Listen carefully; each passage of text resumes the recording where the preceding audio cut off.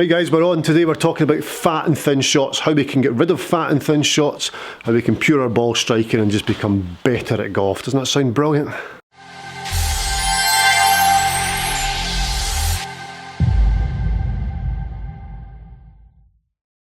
So fat and thin shots, they all come from the same thing. So it's the same swing. We hit a couple of fat shots, we play one that's fat, and then we immediately stand up afterwards or later on the round we play one that's been a bit thin. And both of them have come from the same thing. Yet when we're out on the golf course we think we've made two different swings, but we've not. It's exactly the same swing, it's all caused by the same fault.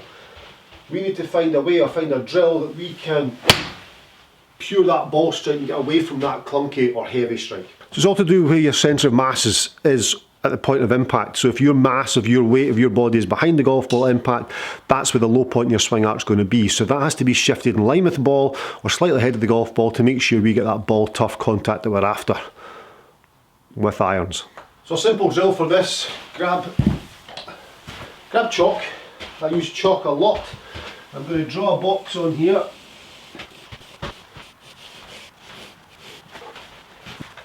There we go, hope you can see that box. And I'm going to put my golf ball on the right hand side of this box. And I'm going to centre myself over the edge of this box right here. So I'm now centred over there.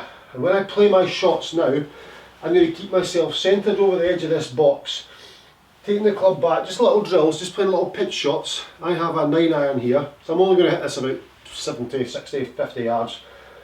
When I take the club back, I'm staying on the edge of this box and I'm moving into this hatched area. I'm moving into the box. At the point of impact, the last thing I want to do is move away from it. I want to get my focus and get myself into that box at impact. What that's going to do, rather than me being behind the golf ball impact, my low point being in line with where my centre of gravity or my sternum is, or my mass, my head, my chest, it's going to move ahead of the golf ball, so I'm going to catch it on the way down. So this is going to encourage a ball turf strike. So this is also good for your full shots, not just for your chip shots, but this is for full shots. This is going to get rid of your thins and your wee chunky ones. So we're on the hatched area, left foot's on it, up the top, just to there, that's all I'm going to go. And then I'm getting myself fully onto that hatched area. And you'll see some dust come up. Because using the chalk's good, because any dust that comes up means I've entered that area with the club head. I mean, if I play this shot, I get this ball here, and I strike the ground here before the golf ball, I've not produced the dust that I'm after because my low point was on the wrong side of the golf ball, and therefore I've had that chunk or that thin. Now I move myself here, take the club back, I'm on top of the edge of that thatched area, moving through, hitting ball, and then letting the club fall into that thatched area. And you can probably see the puff of chalk coming up there, so I knew I'd got a good strike. I knew I'd pured that one. Same again, the chalk's a great reference point. Up, back down into the thatched area. Up, back down into the thatched area. Excellent, you can see the chalk's disappearing now. Chalk's probably the only thing you can use for this. In my Eureka, I lay a towel down on this side. Okay, we want to get off the towel, but if you use the towel here, of course we're impacting the golf club into the towel, so therefore we're not going to get a good strike at all, because obviously we're hitting a towel and the ball. So if you can get that chalk line, thatch a chalked area onto the mat. If you get this right, it won't last for long.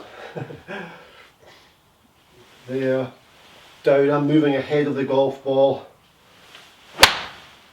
Okay, a little bit thin, wasn't quite as much chalk there. Never quite got it, so this time I want to make lots of dust. So I'm there, so I now need to, okay, I want to feel as though I'm getting myself into that thatched area. Much better. Ball's up and away. As I've mentioned before, golf's a game of opposites, so for me to get the ball up into the air, I have to swing the club down the way. So if my ball's here, I'm coming down, I'm hitting golf ball, even though the loft's off the club and the shaft's leaning forward, I'm coming down, I'm putting lots of spin on it, a ball's away, club comes down into the thatched area, and that's what's getting airborne. We don't have to stay behind to try and help it up.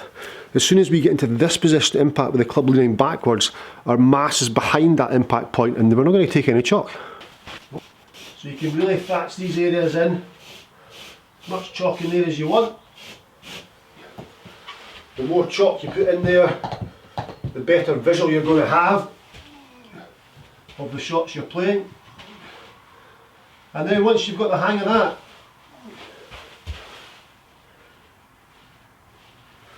line up 4 balls and speed the process up.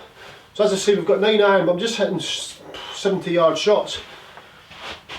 Just little soft ones. But I want to make lots of dust here. I want to make sure I'm getting into that thatched area. My mass, my head, my sternum, my body's moving into that thatched area. There's no way I'm sitting back and letting the club head pass the hands. That is not going to work. From there. Brilliant.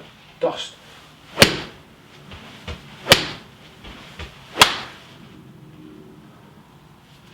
So guys, there we go. That's just a little drill to pure your ball striking to get rid of those thins and heavy shots. If you've not subscribed to my channel, please do so. It's free, of course. Click the little bell icon as well. That'll give you notifications of any videos I put up there once you've subscribed. And also thumbs up. That passes it around YouTube and that really helps me out. Thanks.